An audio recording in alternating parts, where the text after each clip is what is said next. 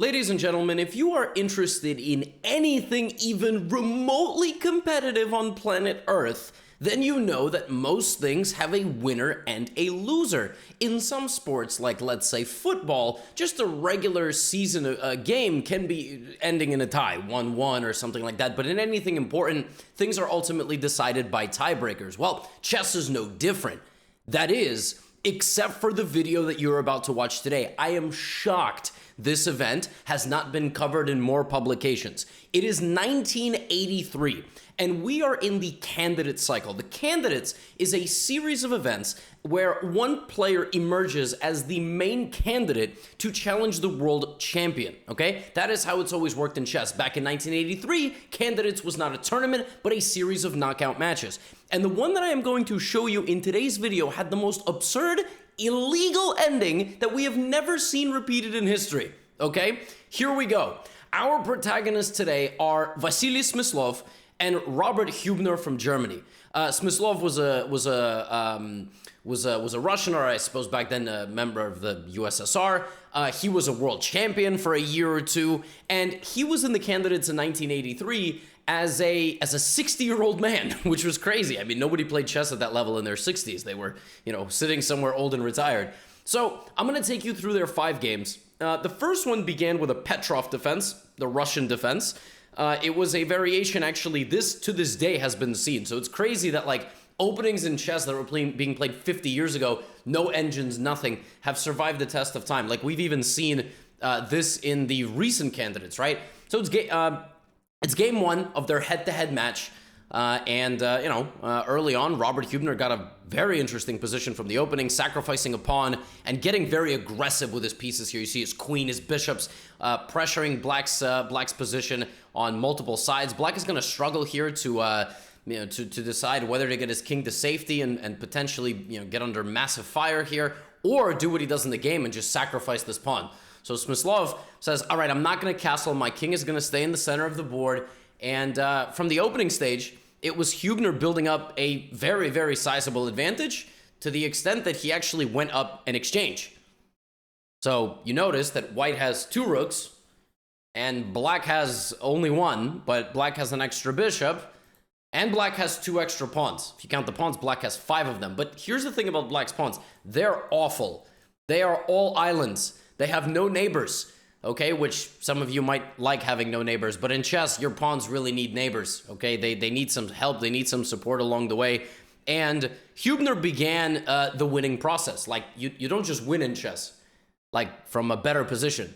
The game doesn't just end, okay? Like in a sport, if you're up by a little bit and time runs out, that's it. But in chess, as long as there's, any time on the clock, the game keeps going, right? White improved black's pawn structure, but traded off some pieces. Obviously, if you have 2 rooks versus rook and knight, trading off material is good for you. But in this case, Smyslov was able to begin kind of coordinating his army. And look at this very interesting idea. He sacrifices a pawn with check. Okay? In the game, he did it this way. But, like, he sacrifices a full pawn. And he does this because he is now going to activate his pieces. So the knight and the pawn together do a very nice job here corralling white's g2 pawn. The king is very safe. You can part ways with the a7 pawn as well, but Smyslov somehow understood that despite the potential loss of 3 different pawns, like this, I mean, he lost a bunch of pawns here. The fact that these 2 pawns were going to be able to march together and black's entire army is sort of completely united in the center of the board, it was going to be really hard for Hübner to win this game. You see, if you want to win 2 rooks versus rook and knight, you need pawns. The pawns are the difference makers. Because rook and knight cannot beat a rook. And, 2 rooks cannot beat rook and knight. I mean, technically they're worth more material, but there's no way to break them apart. So the A pawn has to go, the B pawn has to go. And Hübner tried, all right? This game was not for a lack of trying. Hübner really tried, but slowly but surely, I mean, Smyslov just arrived with his pieces. And despite being down to 1 final pawn, it's about the quality. It's not about the quantity. And it was going to be impossible to prevent the pawn from marching all the way down to d2. And if you just take a moment here and take a deep breath, look at how white's king was absolutely bullied by the black pieces.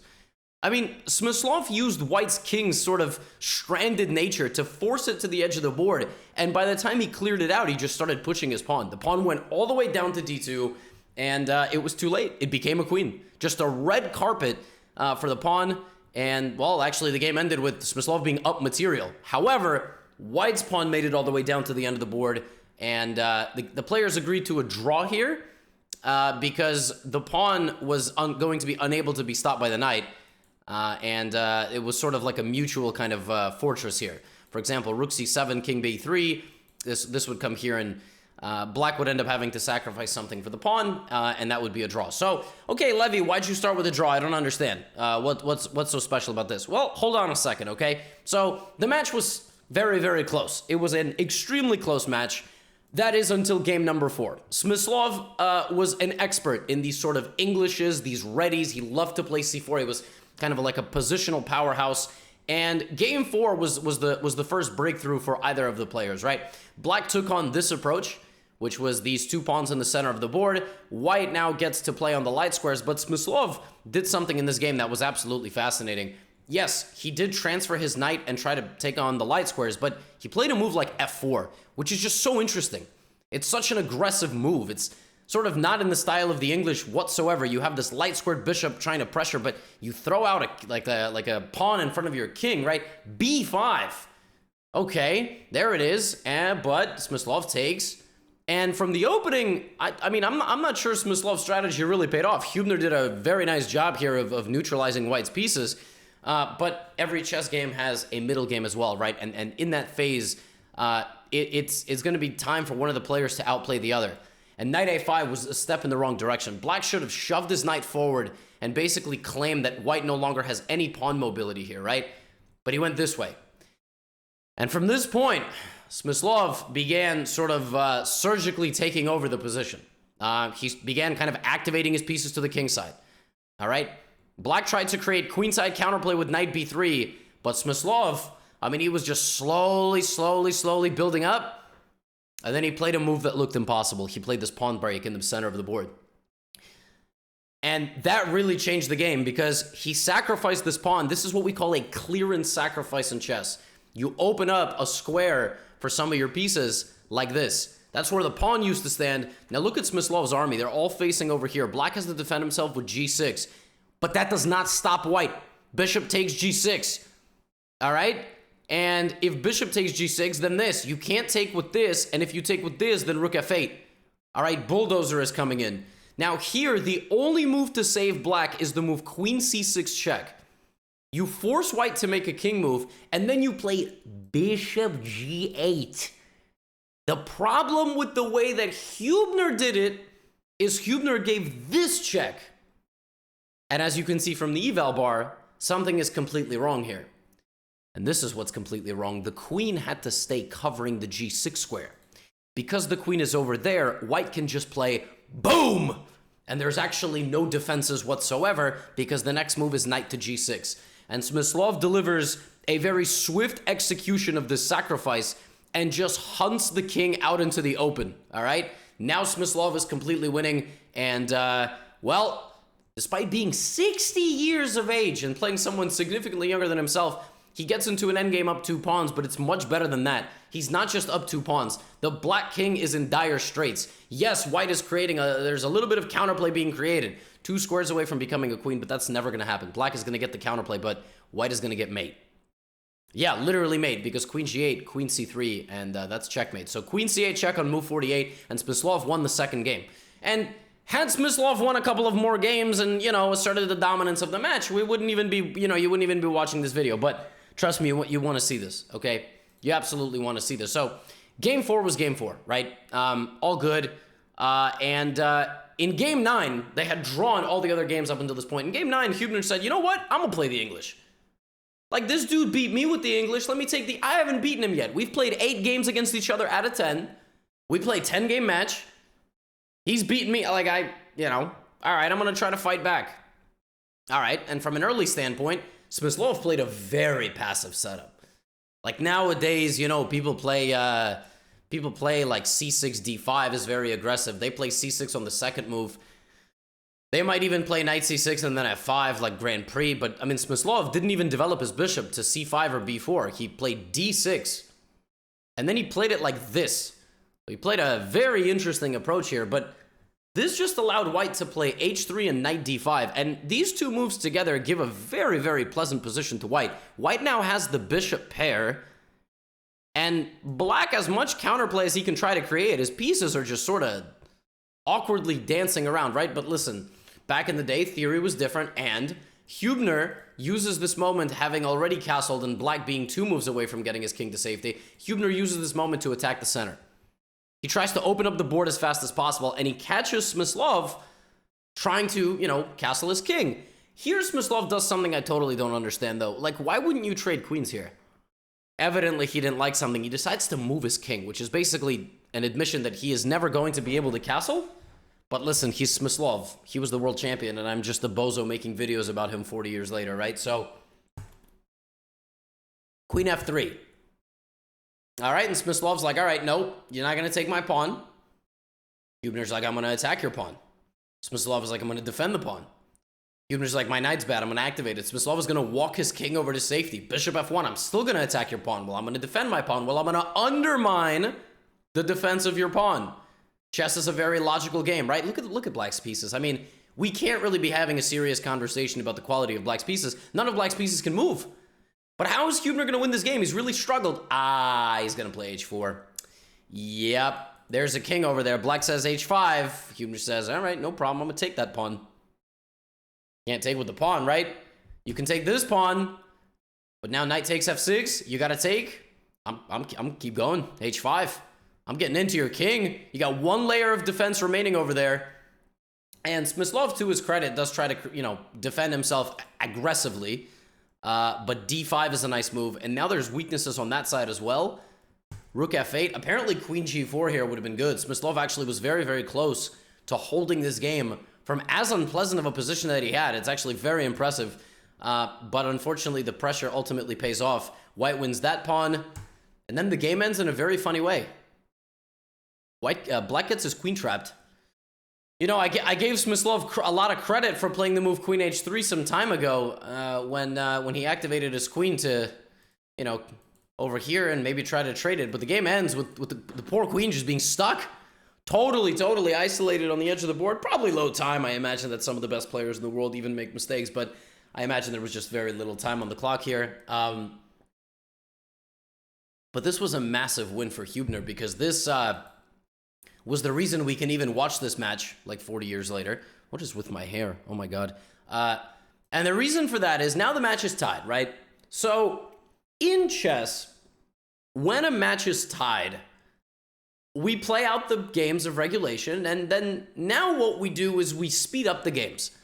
So if we play a match now and each player gets 90 minutes for the game and we just can't break the tie, we're going to give them 25 minutes to break the tie. And if they can't break the tie with 25 minutes, then they're going to play 10 minutes and 5 minutes, and then we play something called an Armageddon game. But more on that later, okay? So we went to those tiebreak games. They had 4 more tiebreak games, and games 13 and 14 were super exciting. So Smyslov began with a Queen's Gambit, and he got a Queen's Gambit accepted position. And from an opening, they traded certain pieces, and white was just very comfortable. Like, Stockfish doesn't love this position because, Stockfish is a scumbag and thinks the players are dumb. But from a very early stage, like, Smyslov sacrificed a piece. Like, my man just gave up a full piece, and he did it for a couple of pawns, but black is just clearly better here, okay?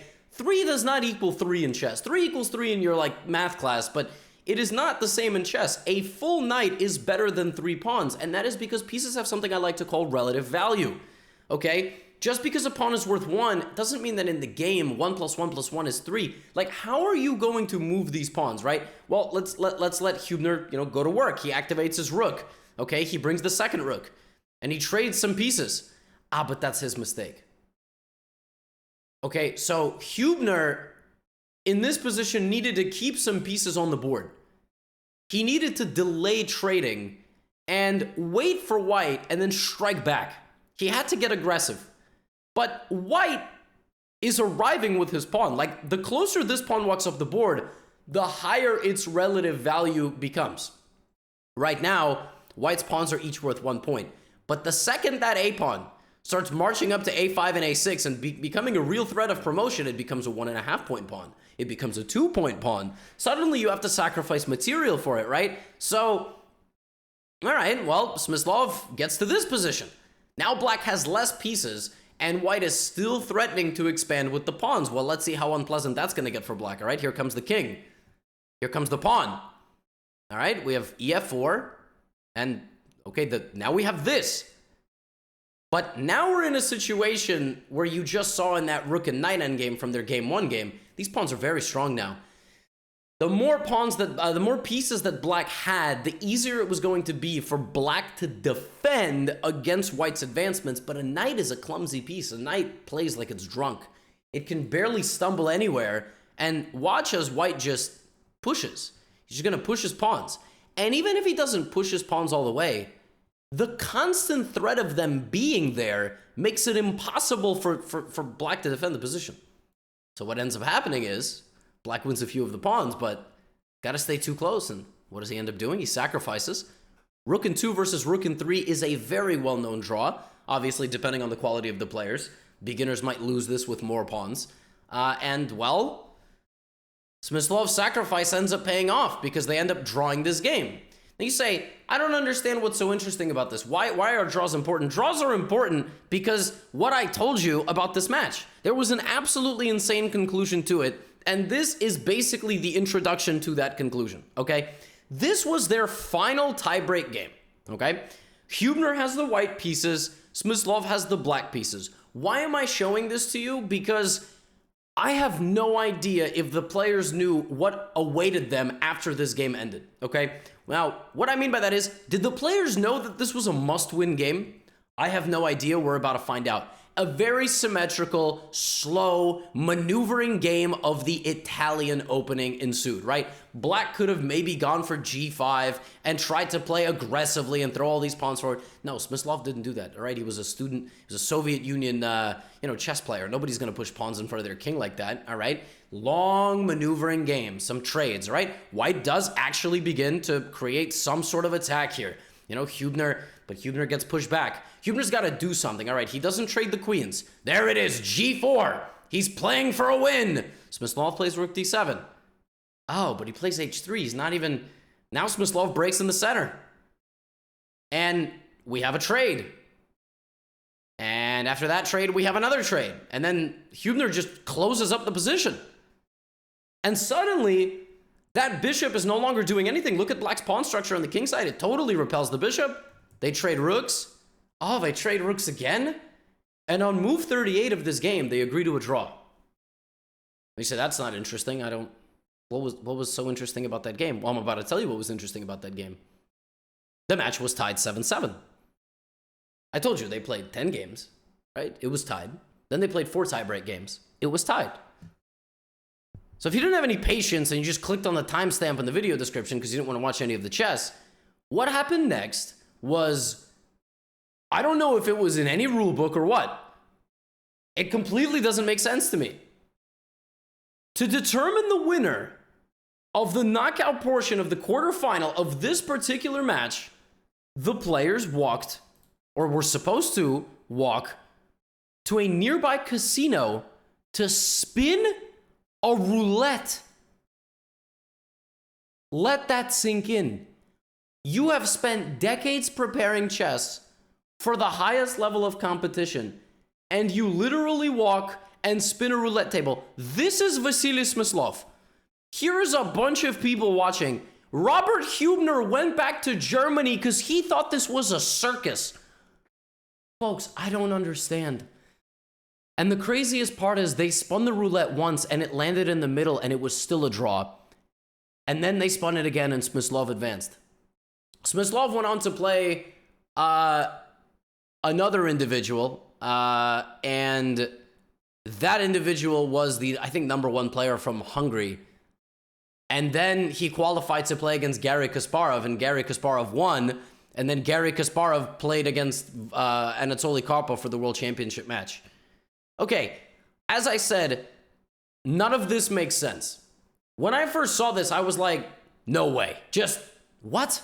2 guys that have dedicated decades of their life to the 64 squares show up to play a quarterfinal candidates match, and we have no better way of determining it, the winner, than walking to a casino?